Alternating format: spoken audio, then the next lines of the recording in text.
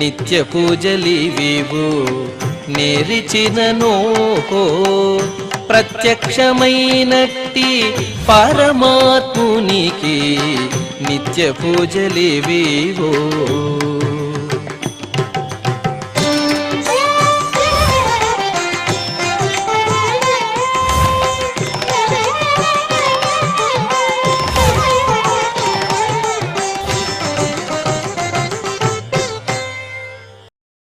ఓం నమో వెంకటేశాయ. ఈరోజు ఆదివారము, శ్రీ శోభకృతనామ సంవత్సరము, ఉత్తరాయణము, హేమంత ఋతువు, పుష్యమాసము, శుక్లపక్షము, ఏకాదశి తిథి, రోహిణీ నక్షత్రము, జనవరి 21, 2024.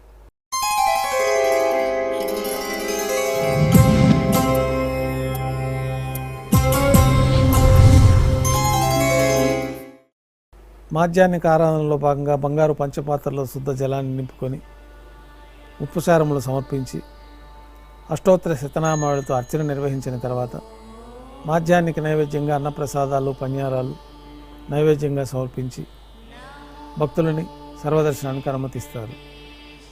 ఉభయ దేవేరులతో శ్రీ మలయప్ప స్వామివారు బంగారు తిరిచిపోయిన వేంచేస్తారు. మేళతాళాలతో ఊరేగింపుగా విమాన ప్రదక్షిణంగా సంపంగి ప్రాకారంలో కల కళ్యాణ మండపానికి చేరుకుంటారు. కళ్యాణోత్సవం ప్రారంభమవుతుంది. పుణ్యాహవాచనం, అంకురార్పణ, రక్షాబంధనము, అగ్నిప్రతిష్ఠ, స్వామివారికి అమ్మవార్లకి నూతన పట్టు వస్త్రాల సమర్పణ, మహాసంకల్ప పఠనం, మాంగళ్యాలకు ఆరాధన, పూజ నిర్వహణ పూర్తయిన తర్వాత శ్రీవారి తరఫున మాంగళ్యముల అమ్మవార్లకు సమర్పణ గావించి ఈ సందర్భంగా శ్రీవారికి అమ్మవార్లకి కర్పూర నీరాజనం సమర్పణ, విశేషమైన హోమాలతో పూర్ణాహుతి పూర్తయిన తర్వాత మాలా పరివర్తనం అనే కార్యక్రమాన్ని నిర్వహించి ఉభయ దేవేరుల్ని శ్రీవారి చెంతకు చేర్చి అక్షతారోపణం అనే వైదిక కార్యక్రమం పూర్తయిన తర్వాత కర్పూర నీరాజనము, నైవేద్యము, తిరిగి కర్పూర నీరాజనంతో కళ్యాణోత్సవం పూర్తవుతుంది. ఉభయ దేవేరులతో శ్రీ మలయప్ప స్వామివారు మేళతాళాలతో ఊరేగింపుగా ధ్వజస్తంభం వద్ద గల అద్దాల మండపానికి చేరుకుంటారు. ఊంజల్ సేవలో భాగంగా అద్దాల మండపంలో శ్రీ మలయప్ప స్వామివారు ఉభయ దేవేలతో వేంచేస్తారు. నైవేద్యం పూర్తయిన తర్వాత వేదపారాయణ నడుమ ఊంజల్ సేవ నిర్వహిస్తారు. కర్పూర నీరాజనంతో అద్దాల మండపంలో ఊంజల్ సేవ పూర్తి అవుతుంది. ఉభయ దేవేలతో శ్రీ మలయప్ప స్వామివారు బంగారు తిరిచిపోయిన వేంచేస్తారు. మేళతాళాలతో ఊరేగింపుగా ఆలయం వెలుపల కల వైభవోత్సవ మండపానికి చేరుకుంటారు. ఆర్జిత బ్రహ్మోత్సవంలో భాగంగా గరుడ వాహనంపైన శ్రీ మలయప్ప స్వామివారు వేంచేస్తారు. కర్పూర నీరాజనంతో గరుడ వాహన సేవ పూర్తి అవుతుంది. హనుమంత వాహనంపైన శ్రీ మలయప్ప స్వామివారు వేంచేస్తారు. కర్పూర నీరాజనంతో హనుమంత వాహన సేవ పూర్తి అవుతుంది. పెద్దశేష వాహనంపైన శ్రీ మలయప్ప స్వామివారు వేంచేస్తారు.